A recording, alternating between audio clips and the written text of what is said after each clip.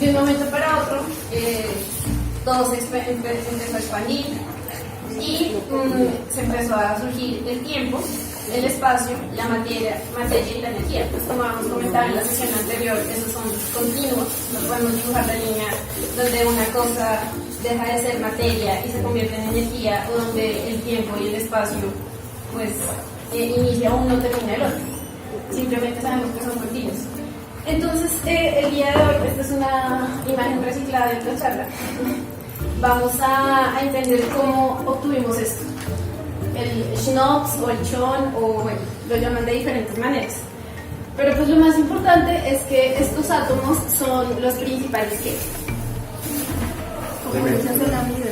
Exactamente. Y pues vamos a entender cómo físicamente se produjeron en el universo, cómo conocemos su abundancia y pues algunas pequeñas cosas de su interacción. Y la próxima semana pues, vamos a ver la sesión que se llama Química para la Astrobiología. Entonces vamos a ver más a fondo cómo se comportan ya a nivel molecular. ¿Bien? Entonces, pues, en algún punto entre, digamos, la incertidumbre, empezaron a surgir las cuatro fuerzas fundamentales del universo, ¿sí? Entonces, digamos que se fueron desarrollando a medida que las cosas se fueron enfriando. Cuando eso surgió en el primer segundo del universo, o sea, tan pronto el Big Bang, o sea, tan pronto estalló, inmediatamente empezaron las primeras, las fuerzas, empezó la gravedad y luego empezaron las cuatro fuerzas en el primer segundo del universo. Ahí claro, lo que pasa es que, digamos, los astrofísicos y pues nosotros también como astrobiólogos, cuando hablemos de lo que pasó inmediatamente después del Big Bang, vamos a hablar de segundos, o sea, de 10 a la menos, sí, de 10 a la 12 microsegundos, o sea, es una cuestión de tiempo minúsculo. Entonces, claro, en el primer segundo ya han pasado muchas cosas, pero es mucho más adelante de la historia que les voy a contar. La historia que les voy a contar viene muchísimo más atrás, o sea, unas infinitesimales cantidades de tiempo antes de eso. Entonces, las cuatro fuerzas fundamentales de la naturaleza empezaron a establecerse y pues más o menos todavía no se sabe cómo se estableció cada cosa, y eso es lo que están estudiando en el colisionador de hadrones que habíamos comentado la vez pasada, de cómo se le otorga masa a las partículas y cómo las cosas se pudieron enfriar. Cuando ya se pudieron enfriar un poco, empezaron a poder interactuar, porque antes estaban tan calientes que simplemente no había manera de que chocaran, ¿sí? Entonces, lo más importante, bueno, la fuerza nuclear débil y la fuerza nuclear fuerte son las que nos permitirán en esa primera instancia que se surgiera todo el hidrógeno y el helio, que fue los elementos que surgieron durante la gran expansión, por reacciones termonucleares entre neutrones y protones. Ya después de que eso sucediera, la electromagnética y la gravitacional influyeron en todo lo que existe entre el carbono y el hierro, todos los elementos que están, están en ese lugar. Y pues estos ya ocurrieron reacciones termonucleares al interior de estrellas, o sea, al interior de las estrellas mientras están quiescentes o mientras hacen sus explosiones de supernova, que fue lo que vimos ahorita que decía Even Crazy and Space Dust. Entonces, eso fue ahí. Y del hierro en adelante se han producido por los elementos de algunas estrellas y por fotodesintegración de isótopos más pesados. Bien, entonces digamos que la fuerza nuclear fuerte y la débil en el diario vivir de un biólogo realmente no tiene mucha relevancia, pero la electromagnética y la gravitacional van a ser fundamentales, pero así, fuertemente.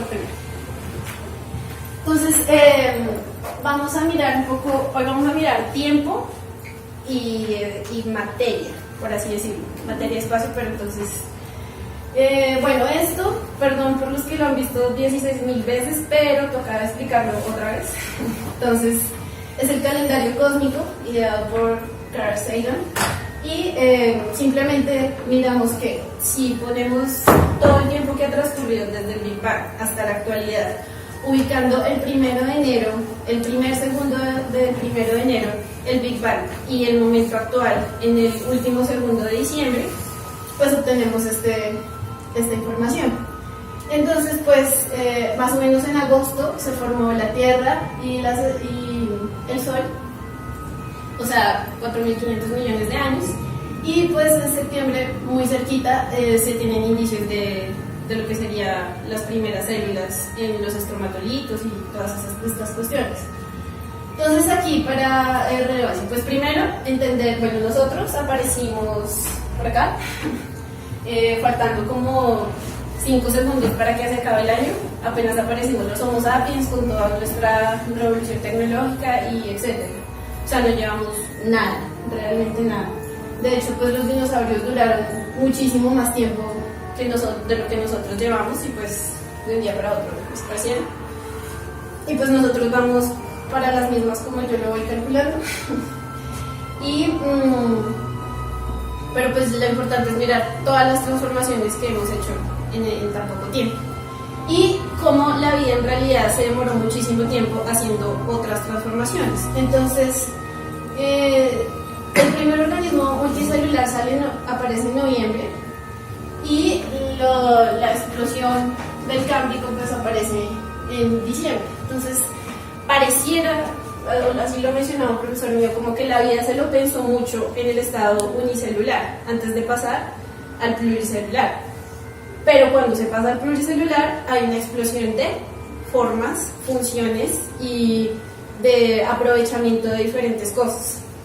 Entonces, pues ahí empezamos a ver como la complejización a lo largo del tiempo, pero que se sentó en muchísimo tiempo de unicelularidad.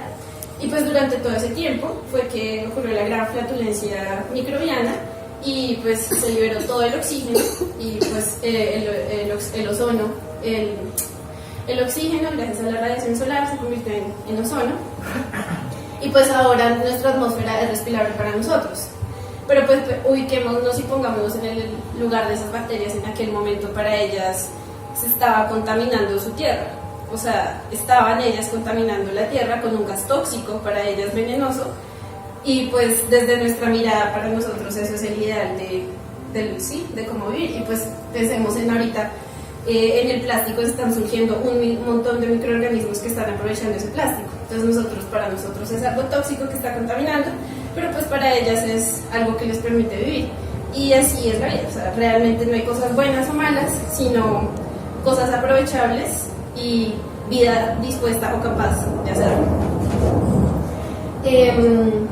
¿De qué más? No sé si alguien quiera decir algo de animales. Yo de animales no sé mucho. ¿Comentar algo? Pues aquí, para los que no saben, que me imagino que todos saben, ocurrió que durante cuando todo era muy grande, en el video, fue porque había tal cantidad de oxígeno que, por ejemplo, los insectos podían respirar mucho más fácilmente y podían alcanzar tamaños más grandes, cosa que ahora no pueden con el sistema de respiración que tienen. Y pues en el Carbonífero las plantas alcanzaron tamaños impresionantes y dominaban la Tierra por completo. Y pues todo ese material después que quedó es lo que ahora conocemos pues como los yacimientos de petróleo, los cuales aprovechamos, estamos volviendo a liberar todo ese carbono y estamos pues cambiando las dinámicas de la atmósfera. Pero entonces, calendario cósmico. Yo quiero agregar, porque unas cositas más con los animales, pues digamos lo que tú dices, digamos, después de esa explosión y de que se originaran estos animales de gran tamaño, todo va consecutivo, o sea, de la misma manera como se generaron grandes plantas en la época del Carbonífero, eso explica por qué posteriormente hubo más oxígeno y los animales crecieron más. Algo muy similar pasó con los dinosaurios, por eso también tenían un tamaño bastante alto, era porque, digamos, no tanto como en el Carbonífero, pero más que ahora se había, digamos, una proporción de oxígeno un poco mayor. Entonces eso facilitaba temas como la respiración y demás. Entonces ese tema del oxígeno va relacionado directamente con el tamaño de los animales. Por eso es que hoy día, digamos, no encontramos animales tan colosales del tamaño de los dinosaurios, nada de eso. Y probablemente sigamos y en el futuro vuelve a haber ese cambio atmosférico donde, por qué no decirlo, llega a aumentar de nuevo la concentración de oxígeno atmosférico, pues hay más posibilidades de que animales con el tiempo vuelvan a lograr mayor tamaño. Por el contrario, si por ejemplo la concentración de oxígeno se reduce, entonces lo que va a proliferar son animales de menor tamaño. Entonces uno ve esos ciclos. Y la complejidad de los animales siempre estuvo ligado a momentos de extinción.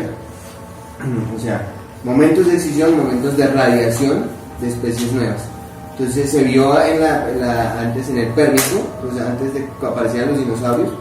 Entonces hay una extinción masiva y detrás de esa extinción masiva florecen todos los dinosaurios, toda una gran diversidad de animales de una forma en específico.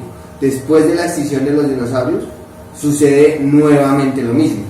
Entonces en este caso con los mamíferos y con otras especies, ahí también entran en gran medida porque las plantas entran las angiospermas, aunque ya existían en la época de los dinosaurios. Después de la extinción de los dinosaurios ya hay una mayor radiación también de especies vegetales. Ahora, suponiendo en el futuro, si nosotros causamos un impacto grande a nivel ecosistémico, que realmente lo estamos haciendo, o sea, estamos forzando a la extinción de diversas especies porque estamos de una u otra manera eliminando su entorno, asimismo van a aparecer otras que van a ser, digamos, más tolerantes a esos ambientes que nosotros hemos creado, ya sean ambientes contaminados con un metal pesado o ya sean ambientes contaminados con plástico. Ahí van a aparecer especies que van a hacer o que van a aprovechar ese nuevo recurso y va a haber una nueva radiación de diferentes formas, pero pues ya digamos ya en una cuestión más ética o más hacia nosotros, pues veremos si eso es conveniente o no para nosotros. Eso ya es otra discusión, pero entonces uno ve esos patrones evolutivos. Sí, entonces Yo quería añadir dos cosas interesantes. Una es sobre la explosión del Cámbrico, en el cual la vida no tenía esqueleto ni exoesqueleto. Esto debido a que no existían las condiciones en los océanos para que se pudiera formar el carbonato de calcio. Y hay otra cosa también muy interesante, que es en el Carbonífero. El carbón, antes del Carbonífero no existen yacimientos de carbón en el mundo. No hay yacimientos de carbón más antiguos del Carbonífero. ¿Por qué no hay yacimientos de carbón más antiguos del Carbonífero? Porque digamos que las plantas llevaban relativamente muy poco tiempo en haber desarrollado troncos leñosos. Entonces no existían microorganismos ni hongos capaces de asimilar ese material. Por lo que en los pantanos la madera no se podría, sino que se acumulaba y se acumulaba y se acumulaba. Se generaban grandes acumulaciones de madera que se preservaba, y hasta que aparece el microorganismo capaz de consumir esa madera es hasta cuando se puede digamos concentrar el carbono y producir el carbono como mineral. Sí, digamos, es una información importante que hay también de aprovechamiento, que ahí por ejemplo se explica según algunas teorías que antes de esa época no existían los hongos, que son los principales organismos que se encargan de descomponer la madera. Sí, hay la parte de los hongos, no hacían la parte del kit enzimático necesario para esa vaina tan rara que era la madera. Sí, Sí, digamos que sí. como tal, ¿no? O sea, no existían hongos que tuvieran esa capacidad, por decirlo así. Pero entonces sí, entonces eso explica por qué solo hubo un evento de ese tipo, o sea, previamente porque antes no, por lo que se dice que no habían, digamos, plantas que pudiesen desarrollar ese tipo de estructuras, y posteriormente porque ya aparecen no solamente hongos, sino toda una gama de organismos que ya se encargan de descomponer. muy interesante. Quiero seguir hablando de plantas, pero yo sé que no es el tema, entonces quiero contarles toda la historia de cómo la manera Sí, pues de digamos ese en momento de general, decir. digamos, eso muestra como una frase que dicen popularmente, y es que la vida se abre camino. Sí. Entonces siempre ha ocurrido de esa manera. Entonces, lo vemos, por ejemplo, en el caso de la madera es un ejemplo claro cómo se aprovecha un recurso y se ve a lo largo de la historia de la evolución, a lo largo de todas las instituciones. En ninguna época, bueno, en un momento evolutivo desaparecieron el 100% de las especies, y si no, no estaríamos acá hablando de biología, ¿cierto? El planeta estaría desierto, y es muy probable que esos fenómenos sigan en el futuro.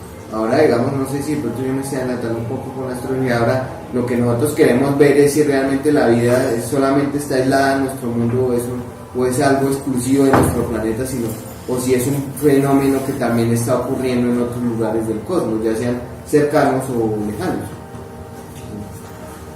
Te adelantaste solo un poquito. Sí. Pero sí, dos frases que yo dejaría para la sesión de hoy sería: la vida se abre camino y la vida es el juego entre el azar y la necesidad. El azar del ambiente que como que propone, y la vida que dispone, que puede hacer con ese azar que se le está ofreciendo. ¿Listo? Entonces, bueno, la vida es útil, ¿no? Pero realmente, ¿con qué? Entonces, esta es la tabla astrobiológica de los elementos, la tabla periódica astrobiológica de los elementos, donde simplemente pues va a estar organizada. Pues ahí ven, el primer índice va a ser el rojito, que son los elementos esenciales para toda la vida conocida, exceptuando ya como siempre que haya vidas, no sé, de antimateria o algo así, pero pues no nos compete porque no podemos estudiarlo, entonces para qué divagar al respecto.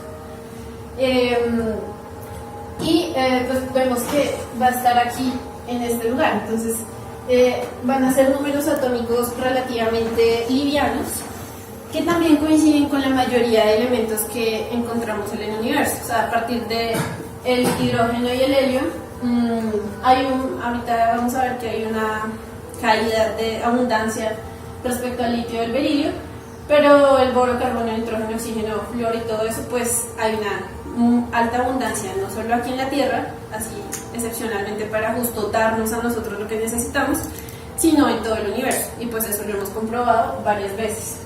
Y pues también vamos a ver de dónde provienen esos elementos, y de acuerdo a en qué estrellas o en qué estadio del universo se han producido. Y pues esto nos va a servir ¿para qué? Para que cuando nosotros estemos mirando allá afuera, en donde podemos buscar vida, no solo busquemos planetas, pues porque obviamente creemos que necesitamos un sustrato para que la vida se desarrolle encima, sino cuál es el ambiente cósmico, cuál es el vecindario cósmico que está pasando alrededor, ¿sí?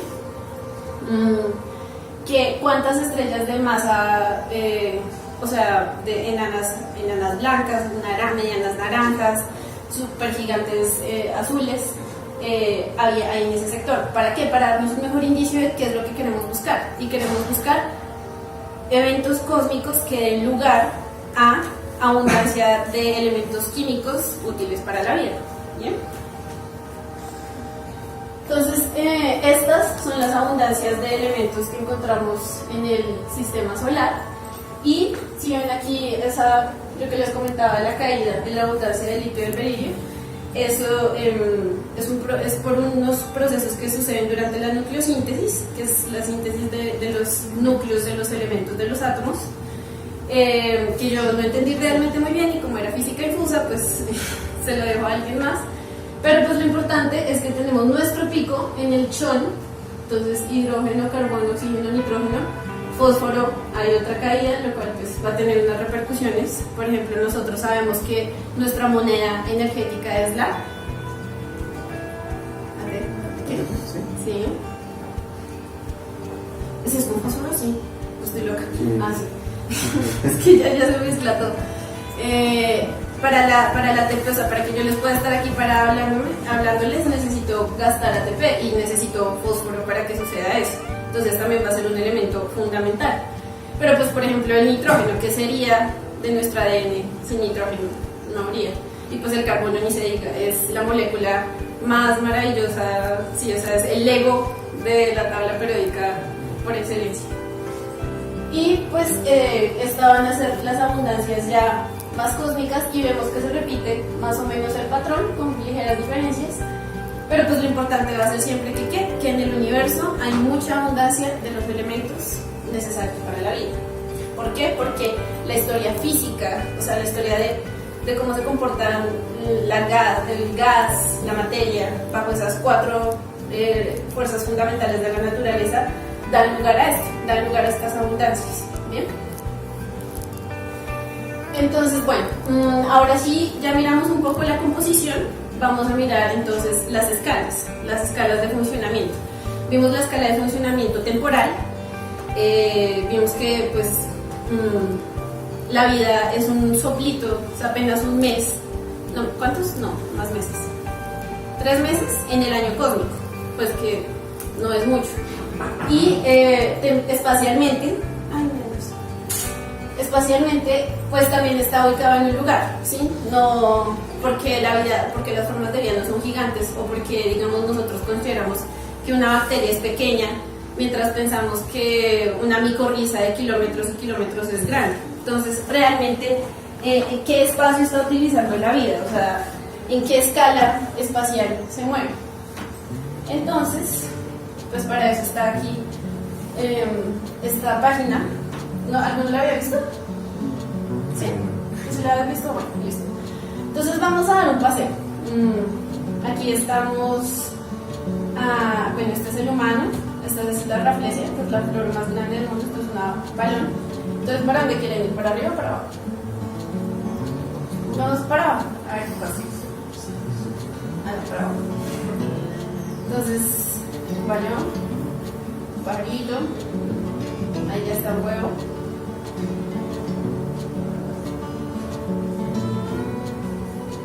Granito de café, entonces empiezan a aparecer estructuras de resistencia como las semillas, estructuras que sirven para dispersarse. Entonces la vida, por ejemplo, animal se puede mover, pero la vida que no se puede mover necesita solucionar la dispersión a través de reducirse y empaquetarse en estructuras más pequeñas. Pero sin embargo hay animales aún más pequeños que esas estructuras pequeñas. Y aquí ya empiezan a aparecer bacterias gigantes, casi el tamaño de una grano de arena.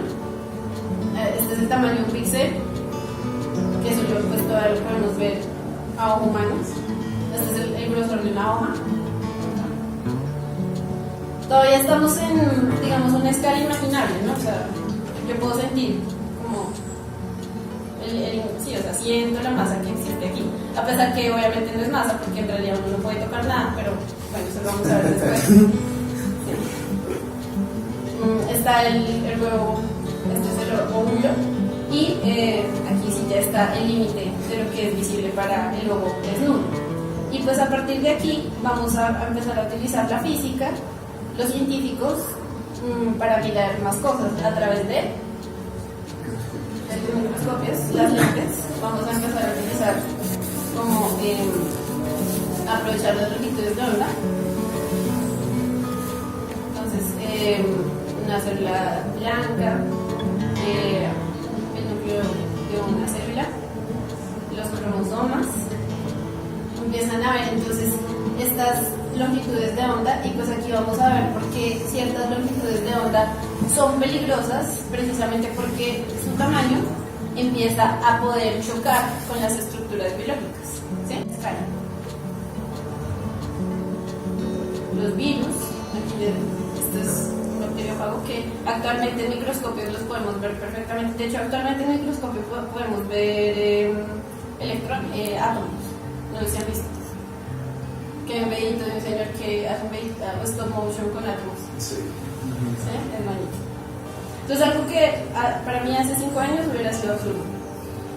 Pero bueno, tenemos nuestra membrana de fosfolípidos, nuestra molécula empaquetadora, ella aburrida y muy estable de información, no es tan entretenida como el ARN, tan emocionante.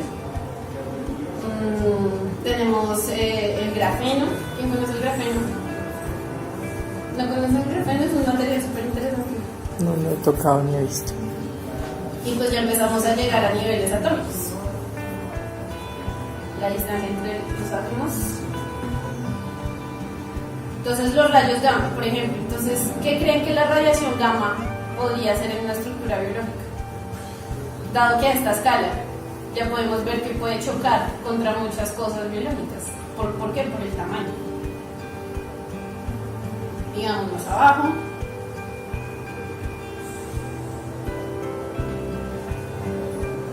¿Dónde está el protón, neutrón? Finalmente ya llegamos a nuestras partículas subatómicas. Y aparecen nuestras incertidumbres y nuestras fuerzas fundamentales. Y pues aquí ya aparecen los quarks, que todo esto va a estar interactuando durante el inicio del universo. ¿Se acuerdan cuando decía quarks, quarks, cosas que luego pudieron decantar en lo que actualmente conocemos como átomos? Y pues más quarks, un montón de micropartículas, neutrinos, pues ahí sí ya ven cuánta masa tendrá una cosa de este tamaño, realmente. Por eso es que el Sol pues emite un montón de neutrinos, pero pues no son considerados por su efecto de masa. Leptómetros.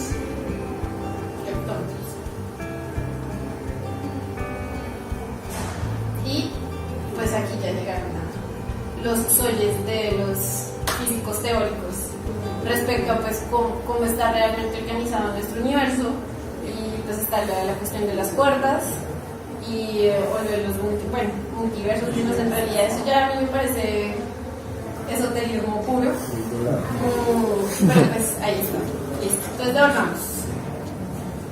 volvamos a nuestra zona de confort. ¿A partir de dónde entonces ustedes dirían es de relevancia biológica? ¿Por acá? Levanten la mano el que crea que llegamos a la relevancia biológica, al espacio, tamaños de relevancia biológica. Ahí, Sí. ¿Sos Felipe? Desde antes. Entonces la ¿Cómo respuesta la- digamos que sería que no desde el inicio de todo, porque sí, o sea, la naturaleza que tienen ahora los átomos fue conferida por los fenómenos de subpartículas y el quark que los sustentan. Entonces pues es un continuo que sigue. Y pues ahora vamos a ver qué hay para el otro lado. Entonces, bueno.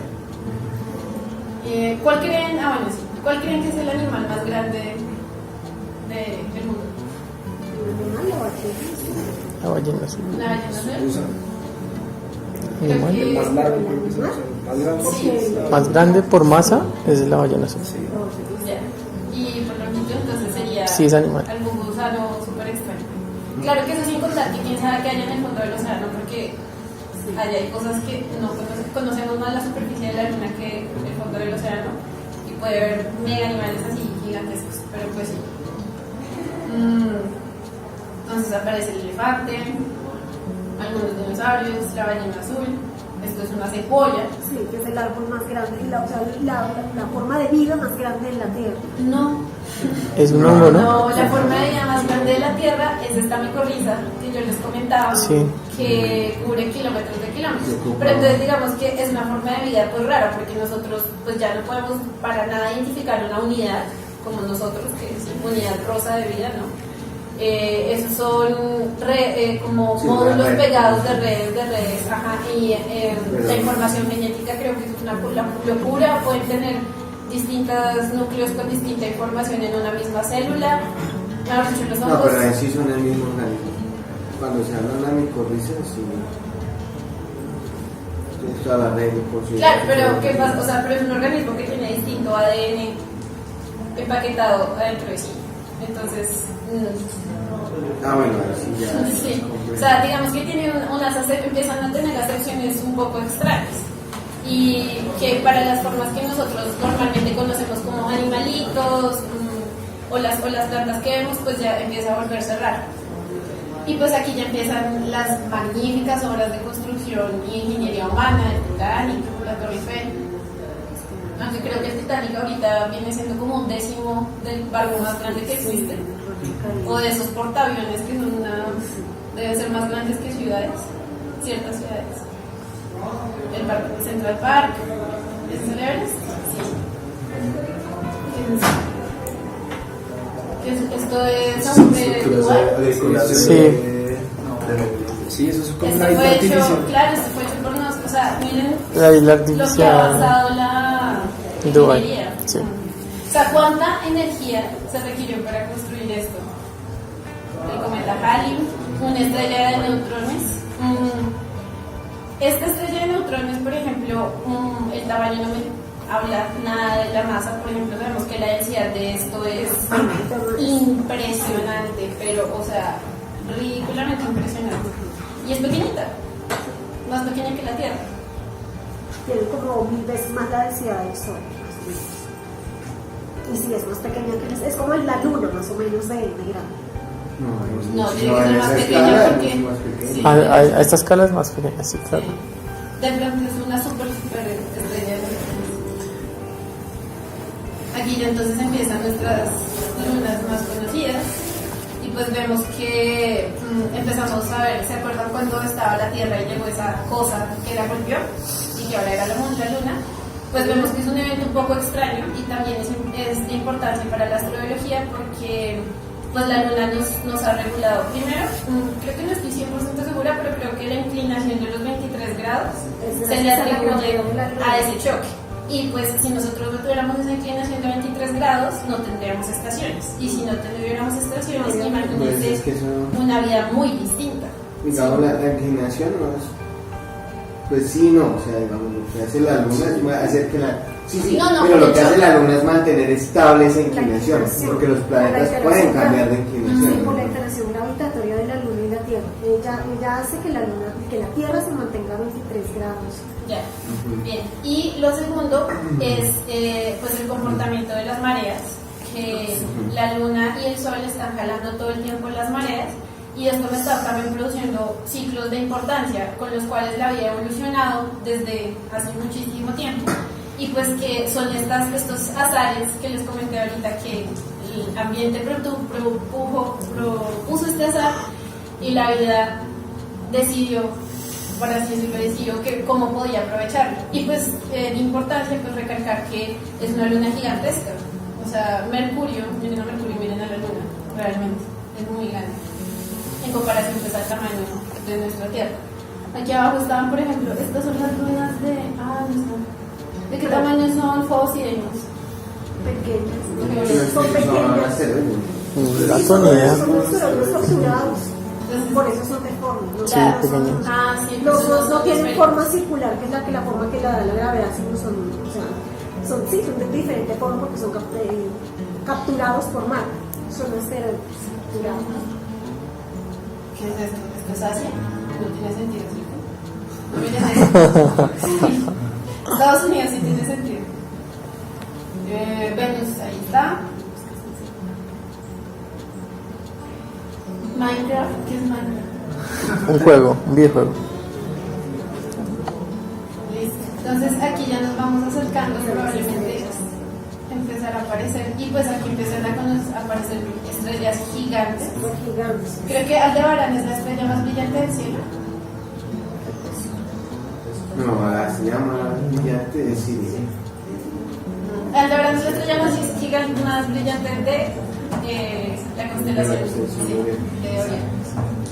Y el cinturón de Cuvier, pues entonces aquí ya pasamos el Sol, todas las órbitas planetarias. Por acá está Neptuno, Plutón, muy renegado. Y pues este ya es, esto todavía no son los límites de nuestro sistema solar, pero aquí hay una nube. Es la nube de Oort. Ajá, sí, después del cinturón de Cuvier sigue la nube de Oort. Y Kuiper, ¿cómo se dice? Kuiper. Listo. Creo que casi Voyager va por acá. Que es, pues para los que no saben. Es la primera vez. Sí, mira esto. Bueno, para los que no saben, es el objeto producido por humanos que más lejos ha llegado.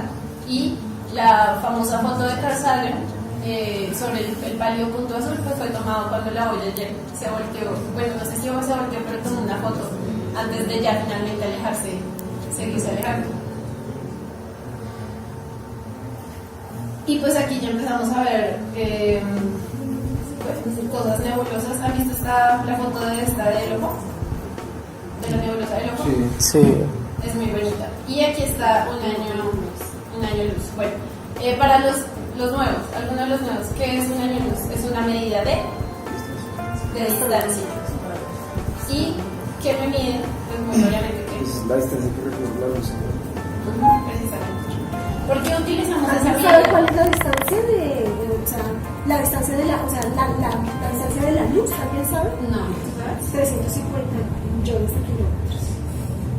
¿Y por qué habríamos de medir en años luz? Se supone que una distancia, la velocidad de la luz es la... ¿Qué le completas? ¿Por qué utilizamos esa medida? Porque es como la forma más fácil de medir las distancias tan enormes que hay en el universo. Precisamente. Los parsecs. Sí. Eso Pero esos 350.000 kilómetros varían porque tienen que hacer un ajuste porque en el vacío, las fluctuaciones cuánticas, hay ciertas interacciones, entonces no son 350, sino que tienen que hacer unos ajustes matemáticos para poder correlacionar. Claro, y pues veíamos en la primera sesión, ¿se acuerdan cuando la luz se curvaba? Por pasar todo eso. Esas curvaciones debido a presencias de elementos muy masivos, entonces también nos van a producir pues una alteración. Pero pues lo importante es que si no tuviéramos esta distancia de luz estaríamos perdidos porque la escala es masiva, o sea, absurdamente distinta. Ahora aquí ya finalmente está la nube de Oort y pues aquí sí es el verdadero límite del sistema solar. Entonces ahí creo que vamos a entrar un poco en el tema de lo que hablaba aquí el compañero, y es que es precisamente eso, digamos, porque se requiere llegar a cantidades más exactas, a decir 350 millones, pero digamos se requiere hacer esos cálculos porque realmente hay que hacer correcciones, sobre todo cuando tú hablas de hacer mediciones para una misión o cosas de estilo, como son distancias tan largas, se requiere tener una medida exacta. Entonces por eso hay que tener en cuenta todas esas variables que pueden estar alterando esa escala de medida que yo uso.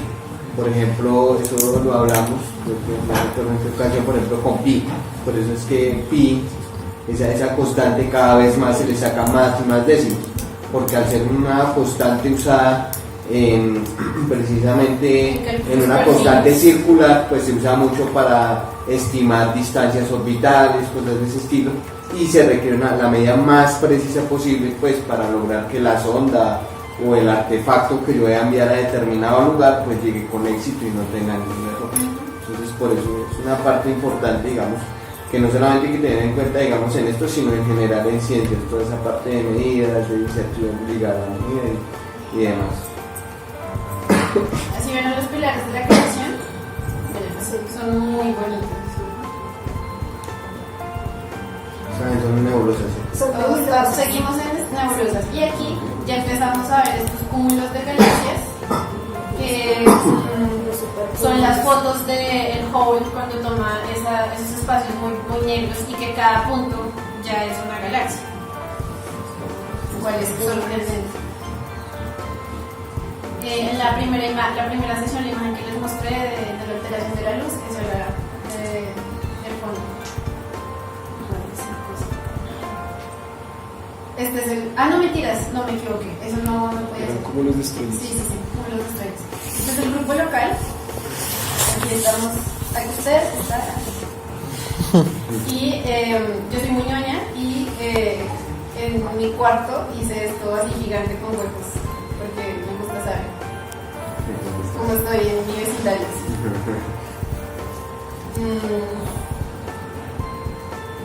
Ah, mira, aquí está el parsec. Eso es un gigaparsec. Distancia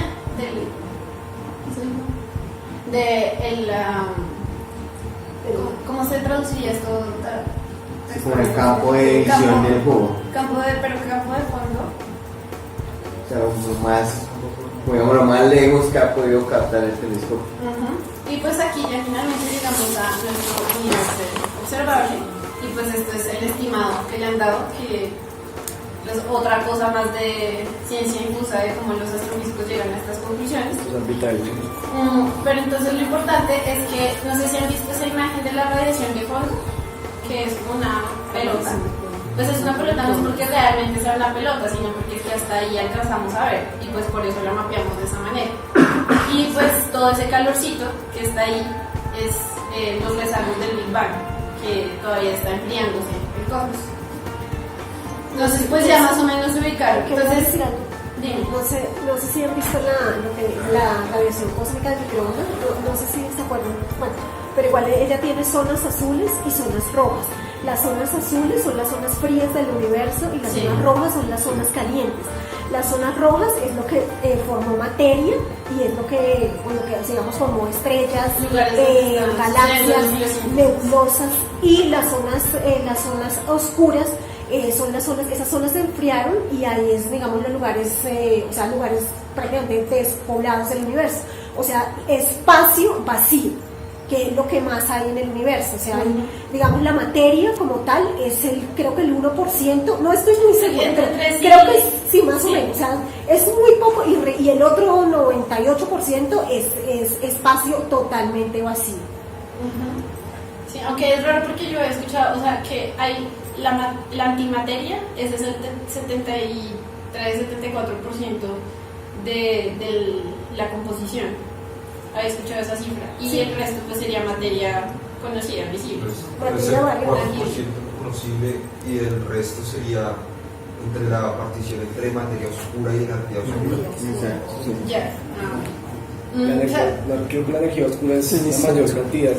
De lo que existe. Sí, de energía Sí. oscura. Que es la responsable como De que las Materia cosas oscura. Se están alejando. interactuando como están interactuando, precisamente. Se están alejando. Sí. Entonces, bueno, entonces aquí la pregunta sería, ¿a partir de cuándo creen que esto empieza a tener relevancia biológica? O sea, el mismo ejercicio, pero al contrario. Desde mucho antes. ¿Cómo así? No, desde. O sea, ¿desde acá? No, ¿Desde no, el mucho antes no sé. Bueno, Desde sí, mucho más para abajo. como desde ahí.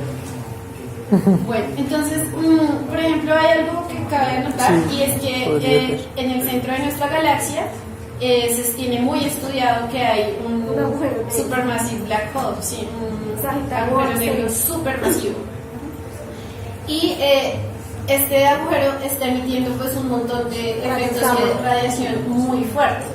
Y nuestro Sol, gracias al viento solar mismo, pues crea como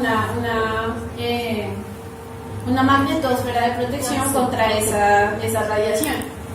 Entonces, pues realmente también se empieza se empieza muy temprano a tener la relevancia de los objetos masivos, porque si esa radiación no se estuviera alcanzando, pues aquí simplemente esto sería un peladero. De por sí, digamos, donde nosotros estamos ubicados en la galaxia, estamos como a 26.000 kilómetros del centro de la galaxia. Estamos ubicados en un brazo de la galaxia donde no hay mucha radiación cósmica, donde no hay muchas estrellas de supernovas, donde no hay muchos choques de estrellas, y por eso hay facilidades de la vida. Digamos, en los lugares habitados de la galaxia, nosotros nos encontramos en un lugar donde realmente es, digamos que, o sea, cómodo, no hay mucha interacción digamos, de esto, y por eso permite las posibilidades de vida. Sí, eso es. Entonces volvemos al punto de que tenemos que saber de astrofísica un poquito, por lo menos Voy a hacer una pregunta. De astronomía. No sé si me estoy adelantando, pero digamos, yo he visto que pues, la estrella tiene una zona habitable, ¿no? Y así la galaxia, según lo que estamos diciendo. Ya voy. Ok, perdón. Entonces, ¿en dónde? Realmente. Entonces ahí, ya estando en nuestra escala, ya nos paramos en nuestro piso de elementos, ya nos paramos en nuestra escala espacial, nos vamos a parar aún más certeramente, porque pues la vida aprovecha, no todo, ciertas cosas. Y pues aquí les presento la zona Ricitos de Oro, en donde no es ni muy caliente ni muy frío. Ahora, ¿alguien me puede decir un planeta que no sea la Tierra que esté en la zona Ricitos de Oro? Venus y Marte. Bien, entonces, ¿y en Marte hay? Agua. Ajá, entonces esta es la zona que nosotros denominamos en donde puede haber presencia de agua líquida. Y esto pues va a ser fundamental porque obviamente lo que sabemos es que la vida requiere agua. Y hemos pensado en otros modelos, quizás con otros elementos, pero en la próxima sesión veremos que la naturaleza química del agua es muy interesante, es demasiado perfecta que sea el solvente ideal. Entonces va a ser un objetivo fundamental de nuestra búsqueda. ¿Puedo complementar? Bueno, en la zona que tú dijiste, digamos, en la zona Ricitos de Oro, o en la zona habitable de la galaxia, tiene ciertas condiciones. Primero, está a una cierta distancia de su estrella. Digamos, del Sol está a una cierta distancia, donde ni es muy fría para que el agua se congele, ni donde es muy caliente para que el agua se evapore, sino donde el agua está a temperatura ambiente. Eso sería. Sí, pues precisamente entonces ahí las zonas habitables van a estar cambiando de acuerdo a la estrella a la que estén, porque por ejemplo en la estrella de neutrinos, aunque pues dudo que haya No, allá no vida, hay. Allá no hay zona habitable. Bueno, una estrella. No, de pronto en una estrella de neutrones, tú dices, o de neutrones. Neutrones, perdón. Esa es la que conozco yo. En esas estrellas no habría zona habitable porque las estrellas de neutrones son estrellas demasiado pequeñas. Es la muerte de una estrella. O sea, una estrella supermasiva, una estrella, o no, tiene dos fases, o muere en forma de supernova y crea un agujero negro, o se comprime demasiado y forma una estrella de neutrones. Esa estrella de neutrones es una masa demasiado densa y ella gira como los pulsar, o sea, gira de esta forma, emitiendo rayos gamma terribles que acabarían con todo lo posible que haya vida. Entonces, en una estrella de neutrones jamás en la vida podría haber. Bueno, sería el último lugar para buscar vida. Pero entonces, o sea, lo principal es que se imaginen que las estrellas pueden cambiar de tamaño y de temperatura. Entonces hay unas más calientes, más frías, y por así mismo ese anillo de habitabilidad se va a ir moviendo de acuerdo a la condición de la estrella. Entonces, por ejemplo, aquí en el sistema solar está ubicado donde está Marte, Venus y la Tierra. Pero miremos el caso de TRAPSI, en donde como 5 o 7 planetas alcanzan a caer ahí adentro. Entonces va a depender mucho, pero pues estamos en nuestra zona de interés. Bueno, complementar. Perdóname que No, complementé tal. ahorita un poquito más tarde. Es como, yo no sé si, perdón, te interrumpo, no sé si vas, sí, o sea, si hayas, como que vas a hablar de eso, pero tengo entendido que también depende del tiempo, o sea, el tamaño de la estrella depende cuánto va a durar esa estrella. Sí, el estadio de la Entonces, vida. hay más probabilidad de que exista vida en estrellas que sean como más pequeñas. Más jóvenes. Por lo menos Más- en las estrellas, te voy a complementar eso. Las azules. En las estrellas enanas rojas, digamos en la Vía Láctea, las estrellas enanas rojas es donde más posibilidades hay que haya vida, por el tamaño que son las estrellas más pequeñas. Y por ese lado la zona habitable es mucho más grande, mucho más amplia. Entonces, por ejemplo, TRAPPIST, que tú decías, es una estrella enana roja. Y ahí habría supuestamente posibilidades de vida, por el tamaño. Pero lo que tú dices, en las estrellas más masivas y las estrellas más grandes, la zona habitable es mucho más lejana de la estrella. O sea, y pues también habría posibilidades, pero es muchísimo más lejos. O sea, las posibilidades que hubieran vida en una estrella 100 veces más grande del Sol serían, por ejemplo, digamos, del cinturón de Kuiper hacia allá, por el tamaño de la estrella. O sea, ahí sí Con la toca. pregunta del que, o sea, No, está la del interesante tiempo. porque está El tiempo. Toca Está, equilibrar es porque los hablo tiempos. o sea, digamos, del tiempo que se necesita para que haya una evolución química, y, o sea, sí, para que haya tiempo suficiente para que exista, o sea, la química, o sea, sean los aminoácidos y todo eso que vas a mostrar ahorita, o sea, tiene que haber cierto lapso de tiempo, y si, digamos, yo tengo entendido que una estrella es azul súper gigante, las más grandes, Sí. duran como 10 billones de años, eso no... Son una vida No es nada. No es nada para que se forme el planeta y toda la vuelta y se dé todas las condiciones suficientes para que, o sea, se generen este tipo de interacciones. No sé lo que piensas. Sí, Sí, o sería sea, pero sí, interesante hacer un paralelo entre entre tiempos. evolución química y tiempo de vida en estrellas. Claro, eso, digamos, yo estuve por allá en un congreso que se llama Living Around Active Stars y lo que encontrábamos ahí es que queremos hacer ese empalme entre los tiempos biológicos y los tiempos astronómicos, pero el problema es que los astrónomos realmente todo lo manejan por modelos. Y eso es una tierra, digamos que muy incierta, porque todo es por observación, no hay experimentación directa, no hay manera de hacer experimentación, y ni entre ellos no se han puesto de acuerdo en un montón de cosas, pero muchísimas cosas, y sobre todo el comportamiento de la estrella en sí misma, cómo empieza a quemar su material, las celdas que crea. Entonces sería muy bonito hacer eso. Yo pensé, o sea, yo salí inspirada para hacer eso, pero realmente es difícil. Es difícil, ¿por qué? Porque la información que se tiene todavía está en mucha discusión, es muy vaga, y ellos manejan una cosa que se llaman, los modelos manejan parámetros libres, que es como básicamente ajustar un sistema estadístico para que me empalme con los datos que yo estoy viendo en la realidad. Y como lo describía tal cual un físico allá, era, si usas un parámetro libre, puedes hacer que la información se te vuelva un elefante. Si usas dos, puedes hacer que el elefante baile ballet. Entonces, sí, es una cuestión más de cómo se maneja la información, que es compleja, pero pues invitados a hacer el empalme temporal entre vidas de estrellas y vidas biológicas. Y bueno, entonces, ya mirando un poco más exactamente en dónde, pues miremos un poco más exactamente con qué, realmente. Como no son todos los elementos. Y pues nosotros vamos a manejar estas 4 biomoléculas que son fundamentales y que sabemos que comparte toda la vida. Y como mostraba el videito, pensamos que esto pudo haber surgido en la suma de las hidrotermales. Es una tesis que ahora tiene mucho sustento. ¿Por qué? Porque hay un señor ruso que se llama Oparin y él realizó un planteamiento teórico respecto a una tierra primigenia, a pesar que lo hizo con datos erróneos en su momento. Inspiró a este otro señor que se llama Stanley Miller, y él decidió realizar el experimento clásico de la astrobiología, en donde tomó varias biomoléculas propuestas por Oparin en su momento, les proporcionó un montón de descargas eléctricas y pues obtuvo estos componentes, pues varias aminoácidos fundamentales para la vida.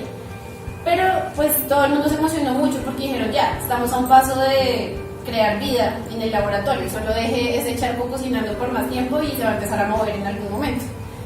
Pero pues resulta que no es así de sencillo. Y cuando se realizó el meteoro de Murchison, pues se encontró, y otros meteoros han encontrado que realmente estas sustancias son muy abundantes en el cosmos. ¿Por qué? Por lo que les había comentado al principio, encaja perfectamente con la abundancia de elementos que hay. Y más la radiación que emite la energía de las estrellas, pues vamos a tener este tipo de asociaciones. Es lo que sucede, es como normalmente se van a comportar las moléculas y van a llegar hasta este punto, digamos que naturalmente. El problema es cuál. Pasar de esto a una célula es como tener un montón de ladrillos y mirar un edificio, ¿sí? Hay muchísima distancia. Y nosotros, los astrofísicos, se sentían, se sentían felices en ese momento por lo que habían encontrado, pero pues realmente no es tan bueno. Y pues este es un señor que es básicamente alcohol. Entonces la invitación es para que se pongan su traje de astronautas, vayan y tomen una copita.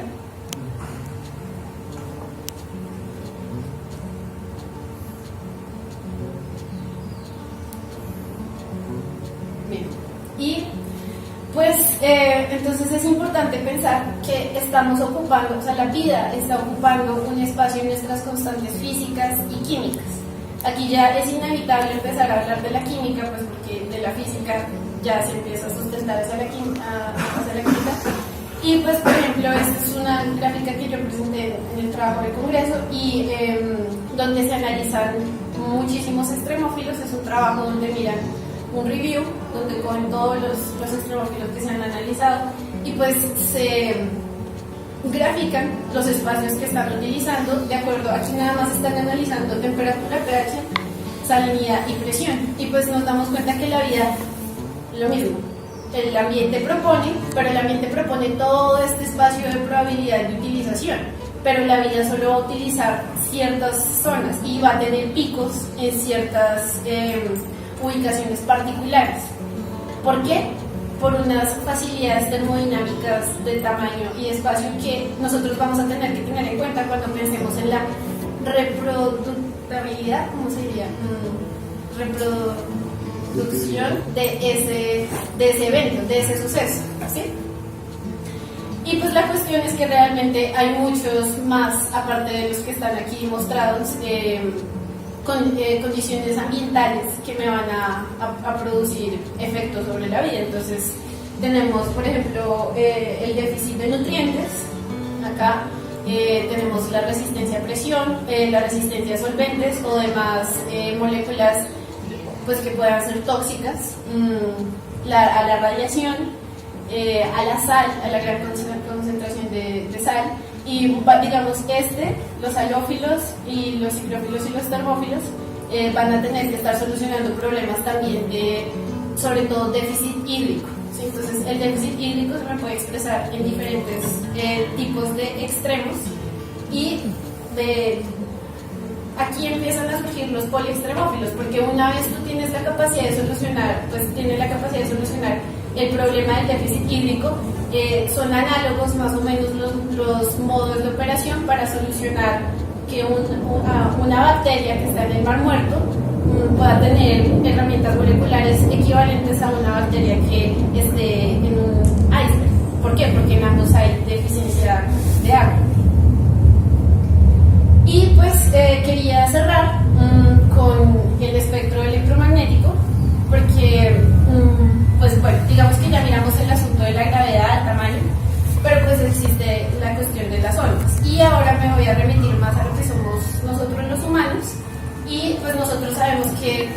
solamente vemos lo que es el espectro de luz visible y que en realidad nos estamos perdiendo un montón de información.